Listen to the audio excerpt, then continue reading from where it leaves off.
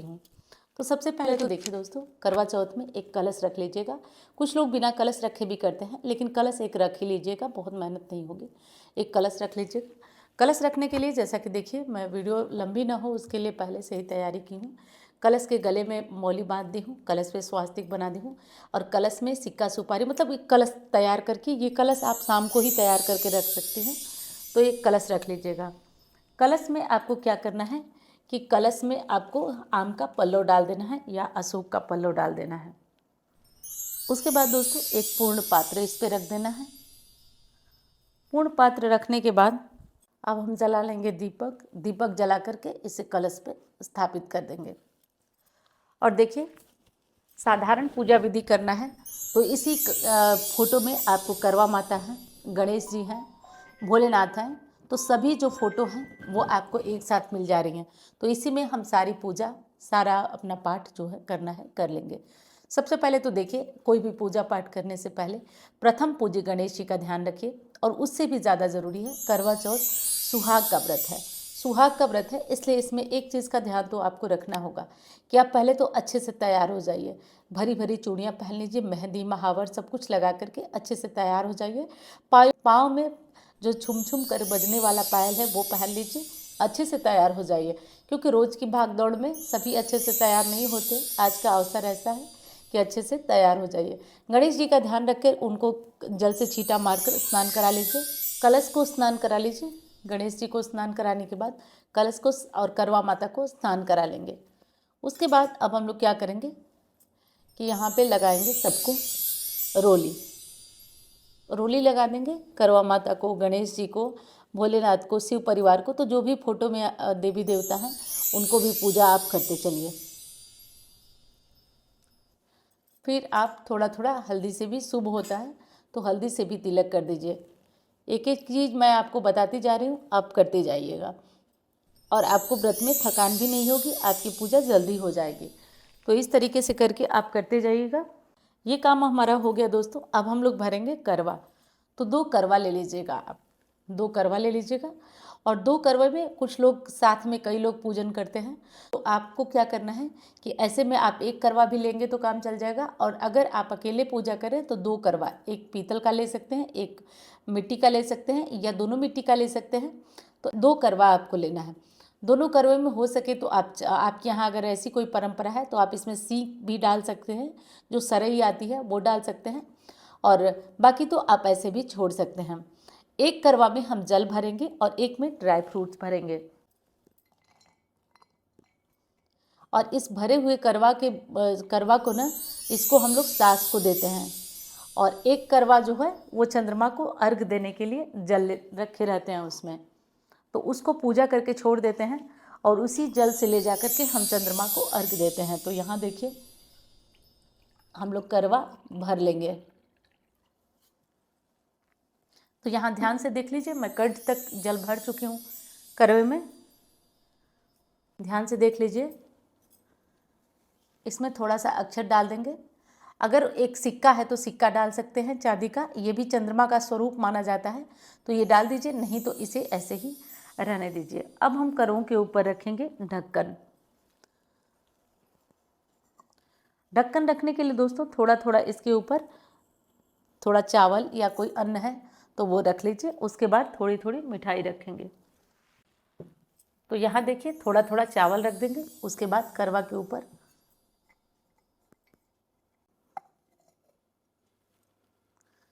कोई भी मिठाई रख देंगे। थोड़ा थोड़ा चावल रखेंगे और कोई भी मिठाई।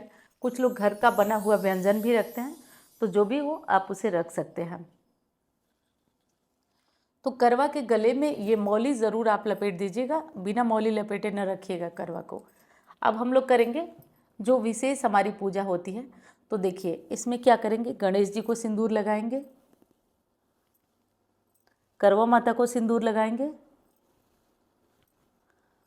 पार्वती जी को सिंदूर लगाएंगे, माता जी को, मतलब जो भी देवियां हैं फोटो में उनको सिंदूर लगाइए। और देखिए ध्यान से, अपने करवे पे सिंदूर आपको ज़रूर लगा देना है, यानी इस करवे को भी आपको टीक लेना है, कलश को भी टीक लेना है। और बचा हुआ जो सिंदूर है आप इसे अपनी मांग में लगाएं या आप इसे आंचल में लगा सकते हैं। उसके बाद दोस्तों करवा माता के लिए अगर आप कोई चुनरी लाए हैं तो आप करवा माता को एक चुनरी ओढ़ा दीजिए।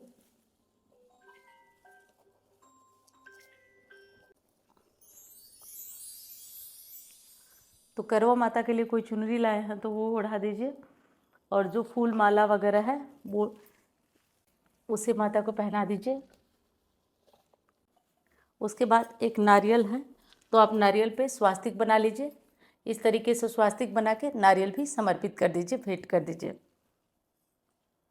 और देखिए ये जो चालन है जिससे हम चंद्रदेव को अर्घ देने वाले हैं, चालन पे भी आपको स्वास्तिक बना लेना है और स्वास्तिक बनाकर इस चालन को भी आपको यहाँ रख देना है। थोड़ा इनकी भी पूजा होना अनिवार्य है।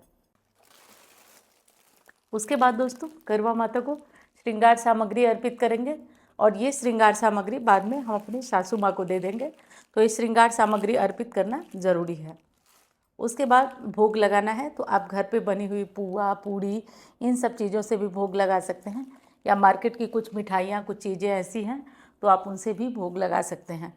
तो भोग लगा दीजिएगा और भोग लगाकर आप भगवान को समर्पित कर दीजिएगा। और देखिए ये बहुत सरल पूजा विधि बता रही हूँ, और पूजा पसंद आए, वीडियो पसंद आए तो आप लाइक कर दीजिएगा। चैनल को आपने सब्सक्राइब नहीं किया तो कर दीजिएगा।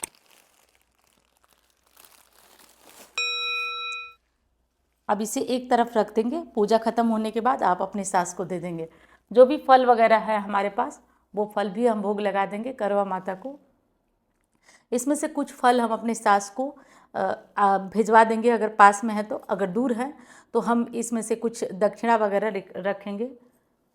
तो दोस्तों साड़ी वगैरह तो हमारी चढ़ चुकी है, अब हम दक्षिणा चढ़ाएंगे। इस दक्षिणा को आप अपनी सास को दे सकते हैं, तो आप कुछ दक्षिणा चढ़ाएं और साड़ी के साथ आप इसे सास को दे दें, या दूर हैं तो उन्हें भिजवा दें। तो इस तरीके से करके हम अपनी पूजा कंप्लीट कर ली। अब हम लोग कथा सुनेंगे। कथा सुनने के बाद करवा फेरेंगे। कथा कैसे सुनेंगे तो देखिए, कथा सुनने के लिए सबसे पहले हाथों में थोड़ा सा अक्षत ले लीजिए। अक्षत लेकर के हम लोग सुनेंगे कथा। तो कथा सुनने के लिए आप कोई कहानी की किताब ले सकते हैं, या मार्गदर्शन चैनल पे आपको कथा भी मिलेगी, तो आप कथा सुन लीजिएगा। कथा सुनने के बाद अब हम लोग करवा फेरेंगे। तो देखिए करवा कैसे फेरा जाता है वो मैं आपको बता देती हूँ। देखिए करवा फेरने के लिए सबसे पहले आपको ध्यान रखना है कि ऐसे फेरना है आपको। करवों के बीच टकराहट नहीं होना चाहिए, और इस तरह से करवा फेरा जाता है। 1, ये 2, ये 3, ऐसे करके आप 5 या 7 बार करवे फेर सकते हैं। इसमें होता यह है कि जो ड्राई फ्रूट्स वाला करवा होता है वो इस साइड आ जाता है, और इस साइड वाला करवा इस साइड आ जाता है। और ड्राई फ्रूट्स जिसमें आप भरे हैं वो करवा आप साड़ी वगैरह के साथ अपनी सास को भिजवा दीजिए, क्योंकि ये उनका होता है। वो अगर स्वेच्छा से आपको दे दें कि तुम खा जाओ इसे, तो आप खा सकते हैं, लेकिन होता उन्हीं का है, तो आप वो भिजवा दीजिए। और एक जो ये लोटा है जिसमें आप जल भर के रखे हैं, उसको आप पूजा के बाद उठाइएगा मत। रात को जब चंद्रोदय होगा, चंद्रमा उग जाएंगे, तब आप इस लोटा को उठाकर इसी से आप जल देंगे। और ये जो मिठाई है आप इसको छत पे छोड़ दीजिएगा। जीव जानवर जो जीव जंतु होंगे वो खा जाएंगे। और इस पर की जो मिठाई होगी वो आप अपनी सास को भिजवा दीजिएगा। बाद में वो आपको दे दें कि आप खा जाओ तो फिर खा जाइए, लेकिन वो होती उन्हीं की है। और हाँ, ये वाला करवा आप पूजा के बाद यहीं छोड़े रखिए। कथा हो गई, करवा फिरा गया। अब हम लोग करेंगे आरती। आरती गणेश जी की करिए, भोलेनाथ की करिए, या करवा माता की भी आरती कर सकते हैं। तो अगर गणेश जी की भी आरती कर देते हैं ना, तो ये गणेश चौथ है, आपकी पूजा पूर्ण हो जाती है। दोस्तों पूजा हमारी हो चुकी है। अब चंद्र पूजन करेंगे। चंद्रमा पूजन के बाद पति का पूजन करेंगे। चंद्रमा की पूजन की थाली में कौन कौन सी चीज़ें होना चाहिए पहले वो देख लेते हैं। तो दोस्तों सबसे पहले तो एक पानी से भरा हुआ आप गिलास या लोटा रख दीजिए, जिससे आप चंद्रमा की पूजा करने के बाद अपना व्रत खोलेंगे। उसके बाद ये देख लीजिए, ये जल से भरा हुआ करवा है। ये जल से भरा हुआ करवा है। इस करवा से हम चंद्रमा को अर्घ देंगे, तो ये रख लीजिए। उसके बाद कुछ प्रसाद मिठाई रख दीजिए, जिससे चंद्रमा को आप अर्घ देंगे। और ये जो करवा है, करवा के ऊपर का अनाज और मिठाई है, इसको आप वहाँ पक्षियों के लिए छोड़ देंगे। उसके बाद चाहिए दोस्तों हमारी चालन, जिससे हम चंद्रमा को देखेंगे। और ये दिया ले लेंगे, दिया जिसको कि हम प्रज्वलित कर लेंगे। और ये थोड़ा अक्षत ले लीजिए। ये थोड़ा अक्षय चंद्रमा को चढ़ाने के लिए। और ये कुछ फूल ले लीजिए। यहाँ पे ये फूल है, जिस फूल को मैं यहाँ रख ले रही हूँ।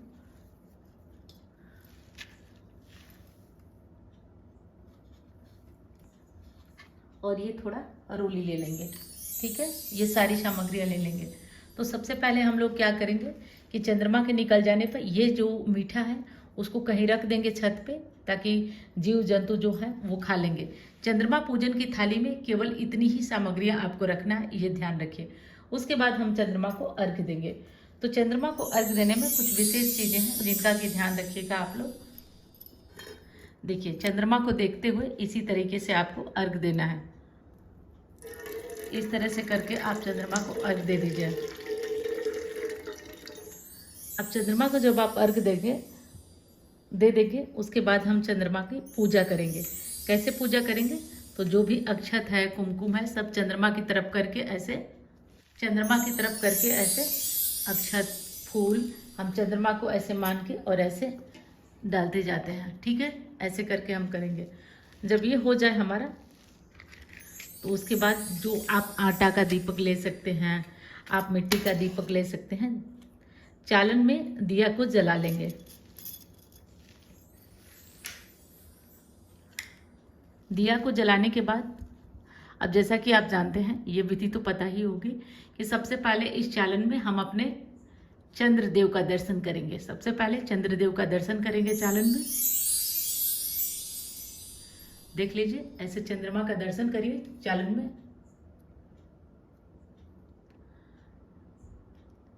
चंद्रदेव का दर्शन हो जाने के बाद उसके बाद आप अपने पतिदेव का दर्शन करिए। पतिदेव का दर्शन करिए। दर्शन हो जाने के बाद चालन को एक तरफ रख दीजिए और पतिदेव को तिलक लगाइए। तो पतिदेव को आप तिलक लगा दीजिए। तिलक लगाइए। तिलक 2 बार लगा सकते हैं और तिलक पे चावल ज़रूर लगाइएगा। उसके बाद उनके चरण स्पर्श करिए, पतिदेव के चरण स्पर्श करिए। करने के बाद अब आप क्या करेंगे कि उनसे व्रत खुलवाएंगे। कैसे? तो सबसे पहले आप मीठा हो तो मीठा मुंह में डाल सकते हैं, या पानी से उनके हाथों से पी लीजिए और पी करके अपना व्रत खुल जाएगा। इसके बाद जो सास हैं आपकी आसपास में, तो सास को ये सामग्री, अपना बायना जो है वो दे दीजिए और आप अपना व्रत खोल लीजिए। इसी तरह से करके आपको व्रत खोलना है। तो चंद्रमा पूजन, पति पूजन आपको कैसा लगा बताइएगा ज़रूर। अब मैं मिलती हूँ आपसे अन्य वीडियो में।